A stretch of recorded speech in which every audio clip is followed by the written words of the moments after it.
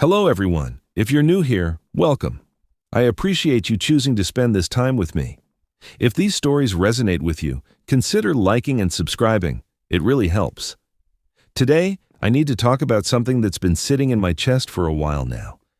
It's about co-parenting, about communication, and about the quiet, accumulating weight of disrespect until it becomes something you can no longer carry silently.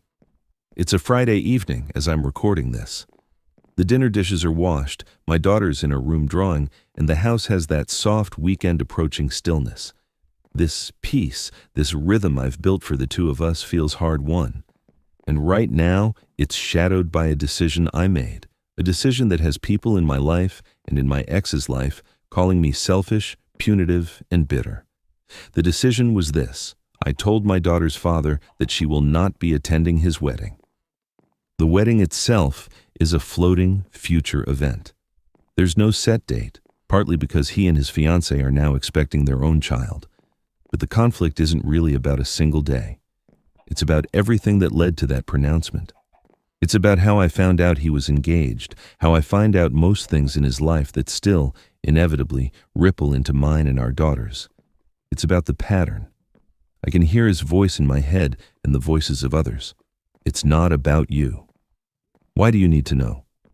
She's not getting legal rights, so what's the problem? And on the surface, those questions sound reasonable. But down here, in the day-to-day reality of raising our child, they feel like deliberate evasions. This isn't about jealousy. The romantic part of our story ended 3 years ago, and I've moved on in every way that matters. This is about partnership, or rather, the crumbling facade of it. My fear, the one that tightens my throat when I think about it, is specific. It's the image of my 6-year-old daughter, my whole world, standing as a flower girl at a wedding I knew nothing about. Me, sitting at home, while she experiences a milestone, her first time in that role, dressed up, part of a ceremony. And I'm absent. Not because I chose to be, but because I was kept in the dark. I would miss helping her into a little dress, fussing with her hair, seeing the solemn pride on her face as she walks down an aisle. Those moments are mine to witness, as her mother. They are ours to share. And the idea that he could, and would, orchestrate a scenario where I am excluded from that, it doesn't feel like pettiness to protect against that. It feels like a necessary boundary. So, I said no. And the fallout has been a low, constant hum of tension. His family says I've caused them to postpone their plans. My friends support me, but a wider circle of acquaintances thinks I'm using our daughter as a pawn to punish him for moving on. I lay awake some nights, going over every interaction, every text, wondering, am I the one who's lost perspective? Am I the asshole? To understand why this particular incident became the breaking point, I have to take you back, not just to the beginning of our relationship, but further back, to the roots of my own need for clarity and directness. Because my reaction isn't just about a ring on social media, it's about a lifetime of learning what happens when important things are left unsaid. I grew up in a house where communication was a minefield. My parents loved each other, and they loved me, but they were masters of the unspoken. Conflicts weren't addressed, they simmered. Announcements weren't made, they were deduced from clues. I learned to read the weather of our home by the set of my father's shoulders as he read the paper or the particular clatter of dishes my mother would make while cleaning the kitchen. Big news, a job change, a financial problem, a family illness, would often reach me through overheard phone calls or whispers that stopped when I entered a room. The intention, I believe, was to protect me, to keep the adult worries for the adults. But the effect was a constant low-grade anxiety. I felt perpetually off balance, trying to piece together the true narrative of our lives from fragments. I remember one specific instance. I was about 10. For weeks, I'd sensed a strain. My father was home more during the day. My mother's smile was tight. I'd ask if everything was okay and get a breezy, "Of course, sweetheart." Then, one afternoon, I came across a pile of mail on the counter, a letter from a bank with the words "foreclosure notice" visible. My stomach dropped. When I finally tearfully confronted them that evening, they were shocked. They had been trying to work it out quietly before worrying me. But the not knowing, the feeling of a huge, threatening secret in my own home, was far worse than the reality. The reality was a problem we could face. The silence was a monster I couldn't name. This bred in me a fierce, almost compulsive need for directness.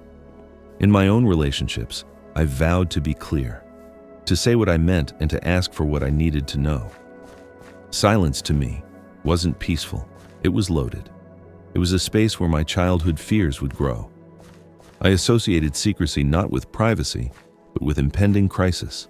My family was also deeply loving in its way. We showed love through action, through showing up. My mother never missed a school play, even if she'd been up all night worrying about bills. My father would work double shifts, then still help me with my science project. Love was demonstrated by presence, by witness. To be present for the big moments and the small ones was the ultimate language of care. So, these two strands were braided tightly in me. A trauma around hidden information and a core value that love means showing up, being there to see and to support. When I met my daughter's father, let's call him Jake, at 19, this was part of my fabric. I was upfront, sometimes bluntly so. I valued honesty over smoothness. He was more easygoing, conflict-averse. At first, it felt complimentary. I would articulate the things he tended to let slide. He would help me soften my edges. When I found out I was pregnant at 20, scared out of my mind, my first instinct was to make lists, to talk about plans, to define everything. His was to reassure me, to say, "We'll figure it out," to avoid the scary specifics. It was a dynamic set in motion very early on. Becoming parents while we were still practically kids ourselves tested every part of that dynamic. The lack of sleep, the financial pressure, the sheer identity shift. It was a crucible. I found myself slipping into a role that felt familiar, but in an exhausting way. The manager, the worrier, the one who had to piece together the full picture because no one else would lay it out. Jake was a loving father in bursts. He'd play with our daughter, make her laugh, but the mental load, the doctor's appointments, the childcare logistics, the budgeting for clothes and food and everything she needed, fell disproportionately on me. It wasn't that he refused to help if asked, it was that he didn't see the need to plan, to communicate the plan, to have a plan until the moment it was required. Arguments often followed a pattern. I'd be upset about something he'd forgotten to tell me, like a change in his work schedule that meant I had to scramble for childcare. He'd say, "I just forgot to text you, it's not a big deal. We handled it, didn't we?" And to him, the crisis being averted was the end of the story. To me, the forgetting to text was the crisis. It was a breach in our team. It left me alone to handle the fallout, and it echoed that old childhood feeling of building my reality on shifting sand. For 5 years, we danced this dance. Love was there, absolutely. Our daughter was this radiant light we both adored, but the foundation was cracking under the weight of mismatched communication styles. I felt like a nag. He felt like he could never do anything right. The final split 3 years ago was less a dramatic explosion and more a slow, sad deflation. We were just too young and had become too different. The romantic connection had eroded under the daily grind. The breakup itself was civil, focused entirely on our daughter. We agreed we wanted to be good co-parents. We set up a loose schedule. We agreed to keep each other informed about things that affected her. It felt, in that moment of weary maturity, like we'd found a better way to be together, as allies for her sake. For a while, it worked. Our interactions were brief, factual, centered on drop-off times and doctor's notes. The distance actually made the communication cleaner, or so I thought. The first real test of our new system came about 2 years ago. Our daughter, then 4, came back from a weekend at her dad's chattering about a new friend. "We played with Emma. She's funny. She has a dog." I smiled, asked a few questions. The next weekend it was, "Daddy and Emma made pancakes." The name kept appearing. My stomach began to knot with that old familiar feeling, the feeling of deducing truth from clues.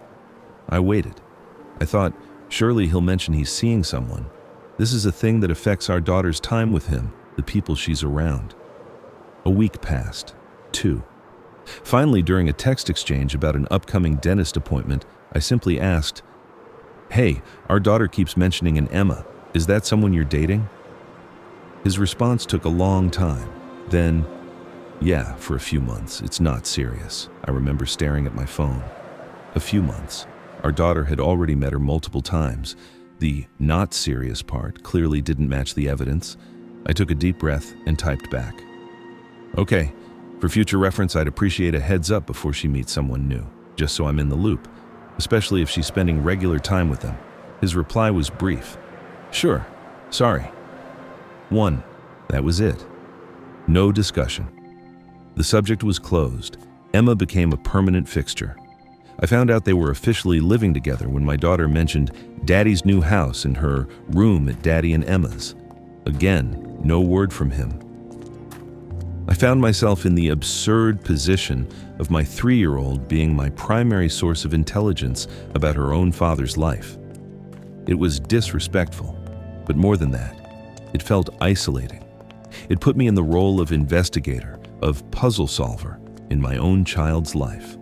And it meant I couldn't properly prepare her or support her because I was always playing catch-up. Then, last year, the engagement. I'll never forget the mundane moment of discovery.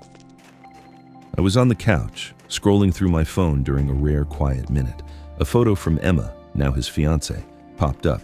Her hand held out, a large glittering diamond ring on her finger. The caption was a series of crying, laughing emojis, and I said, "Yes!" My blood went cold, then hot. Not because he was engaged. I genuinely wished him happiness, but because once again, I was learning about a monumental change in my daughter's family structure from a social media feed. The timing was salt in the wound. Just days before, he had texted me to say he would have to reduce the financial support he'd been giving me for a while. He was moving into a new job field. It was uncertain. He needed to tighten his belt. We'd never been to court for formal child support. It was an informal agreement. I understood career shifts and I said it was fine. We'd manage. And then there was that ring. It looked expensive. The cognitive dissonance was staggering.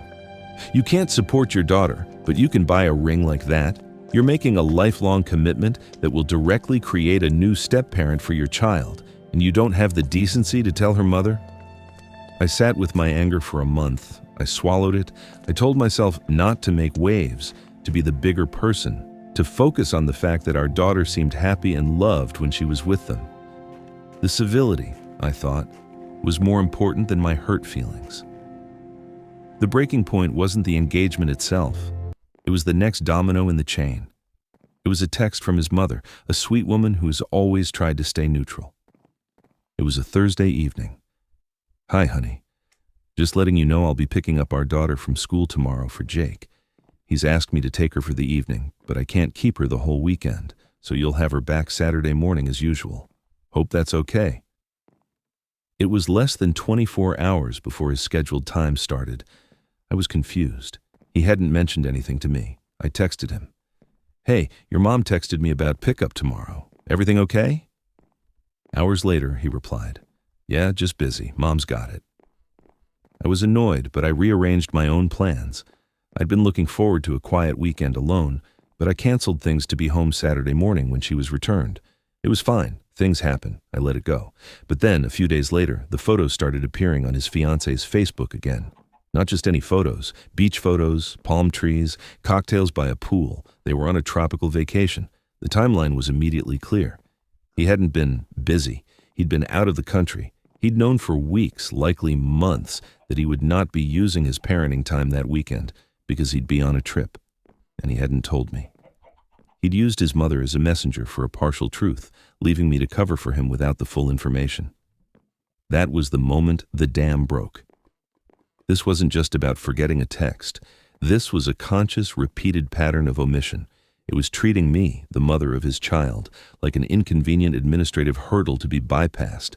It showed a fundamental lack of respect for my role, for my time, and for the basic partnership required to raise a child across 2 homes. When his next visitation day arrived, I was ready. He came to the door. Our daughter ran to him, hugged him, then went to get her backpack. We stood in the doorway. the space between us crackling with everything unsaid. "We need to talk," I said, my voice calmer than I felt. "About?" "About last weekend. About you going on vacation and not telling me." He shifted his weight. "My mom handled it." "Your mom told me you were busy. I didn't know you were out of the country. That's a detail that matters. I make plans based on your time with her. You have to communicate with me, not through proxies." "It was a last-minute thing," he said, not meeting my eyes. "The engagement wasn't last minute," I fired back. The words were out before I could stop them. "I had to find out about you planning to marry someone who will be a stepmother to my child, from a Facebook post. Just like I find out everything, from our daughter or from social media. What is that?" He finally looked at me, frustration on his face. "What do you want from me? Do I need to run my life by you? Emma's not getting any legal rights to our daughter. Why does it matter?" His words hung in the air. That was his core belief. If it wasn't a legal issue, it wasn't a communication issue. The human element, the co-parenting relationship, the simple courtesy. None of it registered. "It matters," I said slowly, "because it's important for our daughter to have a stable step-family. It matters because you telling me about important things in her life is the bare minimum of respect. It matters because I am her mother, and I deserve to be more than a bystander guessing what's happening in her other home." The conversation spiraled. He accused me of being jealous, of not wanting him to be happy. I accused him of being a passive, dishonest co-parent. It was ugly and unproductive. Our daughter came back with her bag, sensing the tension, and he left quickly. The final punctuation mark came later that night. I went to look at his fiancée's Facebook page, maybe in some pathetic hope of seeing something that would make sense of it all. But I couldn't find her profile. I searched. Nothing. I realized she had blocked me. That action, in that moment, felt like the loudest statement of all. It wasn't just, "You shouldn't have found out that way." It was, "You shouldn't have found out at all, and you don't deserve access to any part of this story." The decision crystallized in me over the next week, cold and hard. It wasn't a reaction of hot anger anymore. It was a calculation of reality. If this was how they handled an engagement and a vacation, with secrecy and blocked accounts, how would they handle a wedding? I knew with absolute certainty that I would not be informed of the date in a timely manner. I knew my daughter would be asked to be in the wedding party. I knew I would likely find out through a filtered photo of her in a flower girl dress, posted after the fact. The thought of that scenario, of missing that moment, of being deliberately excluded from a milestone in my own child's life, was physically painful. It was the culmination of every childhood fear of hidden things and a violation of my deepest value, showing up for the people you love. So I texted him. I kept it simple and devoid of emotion. Given the complete lack of direct communication regarding major life events that involve our daughter, and given that I was only informed of your engagement via social media, I do not feel confident that I would be given appropriate notice or inclusion regarding wedding plans that involve her. Therefore, until we can establish a baseline of respectful and direct communication about these matters, she will not be participating in your wedding events. This is not a punishment. This is a boundary to prevent her from being placed in the middle of a communication failure and to prevent me from being excluded from her experiences. The response was immediate and furious. The phone rang. I didn't answer. Text bubbles exploded on my screen. "You can't do that. That's my daughter too. You're being a bitter bitch. You're trying to ruin this for us." Then came the calls from his family. His mother, crying, saying I was breaking his heart, that this was causing huge fights, that they were now talking about postponing the wedding because of the drama.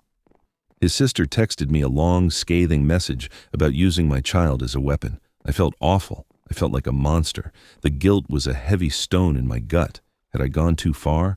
Was I, as they said, punishing them? I reread my text. I wasn't saying he couldn't get married. I wasn't saying our daughter couldn't have a relationship with his new wife. I was saying she wouldn't attend a single event, the wedding, under the current circumstances. It was a direct consequence of a specific, repeated behavior. In the weeks that followed, I had to sit with the fallout. I doubled down on my own little world with my daughter. We baked cookies. We went to the park. I read to her every night. Her father still saw her on his scheduled days. though the pickups and drop-offs were icy and silent. He never brought up the wedding, and neither did I. Our daughter, thankfully, is oblivious to the conflict. She knows Daddy and Emma are getting married, but it's an abstract concept to her. Recently, she did ask about weddings in general, and I told her we might have a special girls' trip around that time, which excited her. I've kept the promise of that trip in my back pocket, a positive alternative experience for her, not a deprivation. The hardest part has been the isolation of my stance. When my close friends, the ones who've seen the pattern for years, tell me I'm right, I feel bolstered. But when a coworker or an old mutual acquaintance makes an offhand comment like, "Oh, you have to let the past go, let her be part of her dad's big day," I'm filled with doubt. They see a controlling ex. They don't see the years of being an afterthought, of having to extract basic information like a detective. I've spent hours in therapy talking about this. My therapist helped me separate the core issue from the noise. The core issue isn't the wedding. It's the foundational lack of respect in our co-parenting communication. My boundary regarding the wedding is a direct reflection of that broken foundation. You wouldn't ask someone to host a dinner party in a house with no floor. I'm saying we need to repair the floor first. I also had to grieve. Grieve the hope of having a truly collaborative, friendly co-parenting relationship. That hope is what I'd clung to after our breakup. This series of events made it clear that hope was naive. What we have is a parallel parenting arrangement with strict boundaries. Letting go of that ideal was its own kind of sadness. It's been several months now. The engagement is still on, the baby is on the way, and the wedding is a nebulous sometime in the future. The tension has settled into a new, colder normal. We communicate only through a parenting app now, which logs all messages and schedules. It's impersonal, but it's clear. There is no more room for "I forgot to text you." I am firm in my decision. It is not a forever ban. I've told him through the app that my boundary is contingent on a change in behavior. If, over a significant period of time, he can demonstrate direct, timely communication about major plans involving our daughter, not just logistics, but life events, then we can revisit the question of her participation in future family events. But the proof has to come first. The trust has to be rebuilt, one honest, upfront conversation at a time. Has it caused problems? Yes. Has it made me the villain in his and his family's story? Absolutely. But being the villain in someone else's narrative is sometimes the price of being the protector in your own child's. My primary job is not to be liked by my ex or his family. My primary job is to create a stable, predictable, and honest environment for my daughter, and to model healthy boundaries for her. I see now that my childhood shaped me to be hypersensitive to secrecy, but it also gave me the clarity to name it when I see it. This isn't about controlling his life. It's about refusing to be kept in the dark about the parts of it that touch my daughter. She deserves to have parents who can communicate about her world, and I deserve to be more than a spectator to my own life as a mother. So am I the asshole? I don't know. I know I've caused pain and inconvenience. I know my decision seems harsh from the outside. But from where I stand, in the center of a pattern I could no longer ignore, it felt like the only way to stop the slow erosion of my role and my peace. Sometimes, protecting your own ability to be present for your child means saying a very difficult, very firm no to the chaos that would otherwise swallow you whole. I'd be curious to know what you all think. Have you ever had to set a really hard boundary in a co-parenting relationship? How do you balance the ideal of cooperation with the reality of protecting your own peace and your child's well-being? Let me know in the comments.